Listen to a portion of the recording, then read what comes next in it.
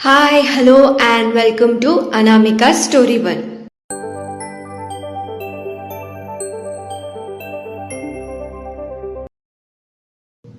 ఇవాళ మనం వినబోయే కథ మీరా, చాప్టర్ 65. ఆలస్యం చేయకుండా కథలోకి వెళ్ళిపోదాం.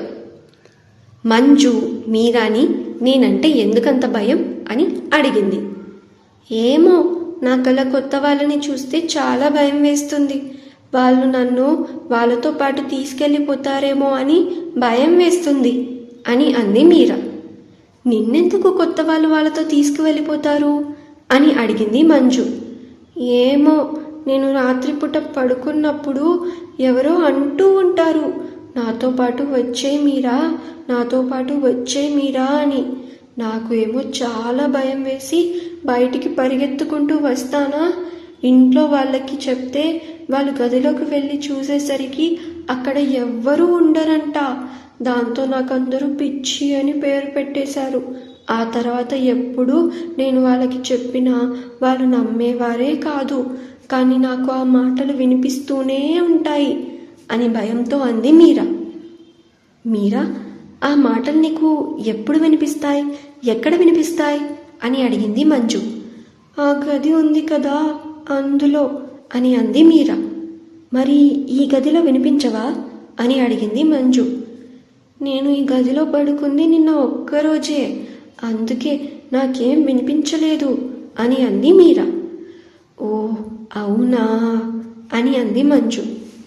ఇదిగో, ఈ విషయం ఎవరికీ చెప్పకు, లేకపోతే మళ్ళీ నాన్నకి కోపం వచ్చి నాకు పిచ్చి అనుకొని నన్ను ఆ గదిలో బంధించేస్తారు అని అంది మీరా. నేను ఎవరికి చెప్పనులే మీరా అని అంది మంజు. అయితే సరే అని అంది మీరా. మంజు ఇంకా మీరా మాట్లాడుతూ ఉండగా అక్కడికి సీతాలక్ష్మి వచ్చి అమ్మా మీరా అని పిలిచింది. హా అమ్మా అని అంది మీరా. కొంచెం నాతో పాటు వచ్చి నాకు సహాయం చేస్తావా అని అడిగింది సీతాలక్ష్మి. ఏం సహాయం అమ్మా అని అడిగింది మీరా. నాకు చేతులు బాగా నొప్పిగా ఉన్నాయి, కొంచెం నాకు వంటలో సహాయం చేస్తావా అని అడిగింది సీతాలక్ష్మి. వంట? కానీ అమ్మ, నాకు వంట రాదు కదా అని అంది మీరా. నేను నేర్పిస్తానులే అని అంది సీతాలక్ష్మి. వదిన లేదా అని అడిగింది మీరా. మీ వదిన వేరే పని మీద బయటికి వెళ్ళింది, అందుకని నేను వంట పని చేస్తానని చెప్పా. కానీ ఇప్పుడు కొంచెం చేయి నొప్పిగా ఉంది, కొంచెం వచ్చి సహాయం చేయి మీరా అని సీతాలక్ష్మి మంజుకి కూడా ఇషారా చేసింది. కానీ అమ్మ, నేను చదువుకోవాలి అని అంది మీరా. మీరా, ఇది అంత కష్టం కాదు, కొద్దిసేపట్లో చదివేసుకుంటాం. ఇప్పుడు అమ్మకి సహాయం చేద్దాం, ఆ తర్వాత వచ్చి చదువుకుందాం అని అంది మంజు సీతాలక్ష్మి చేసిన సైగా అర్థం చేసుకొని. మీరా ఏదో ఆలోచిస్తూ అయితే నువ్వు కూడా పద అని తన చేయి పట్టుకుంది. సరే పద అని అంది మంజు. వాళ్ళు ముగ్గురు కిందికి వంటింటిలోకి వచ్చేశారు. ఇవాళ మీ నాన్నగారికి ఇష్టమైన గుమ్మడికాయ పులుసు పెడదాం అనుకుంటున్నా, అదిగో అక్కడ గుమ్మడికాయ ఉంది చూడు అని అంది సీతాలక్ష్మి.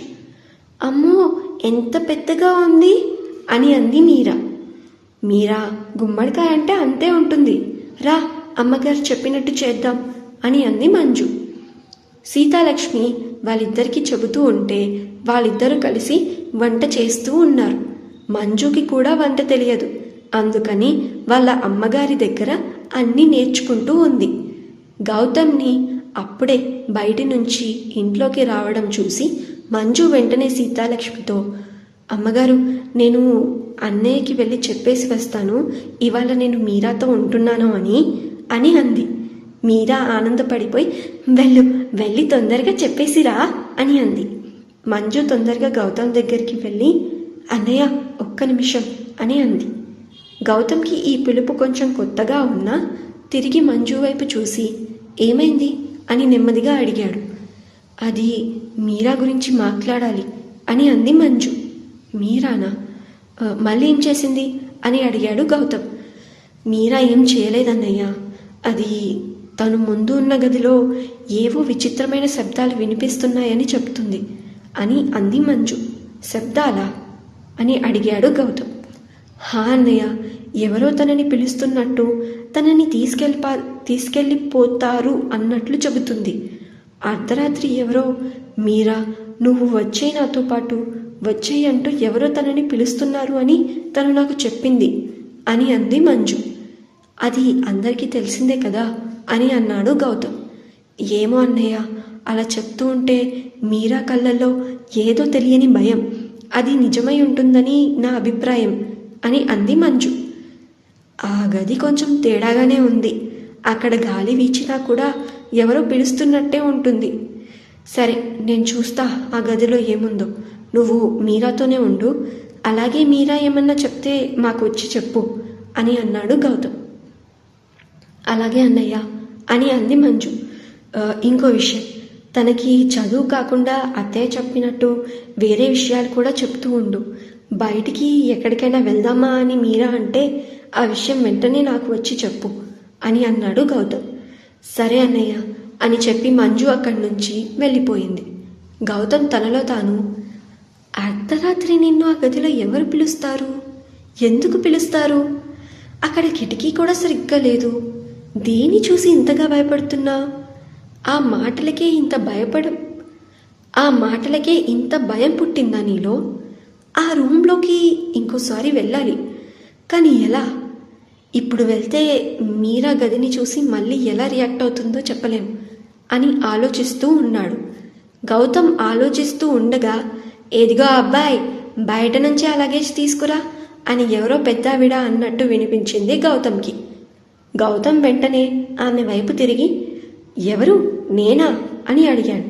నువ్వేరా బడవా, తీసుకునిరా అని అంది ఆ పెద్దావిడ.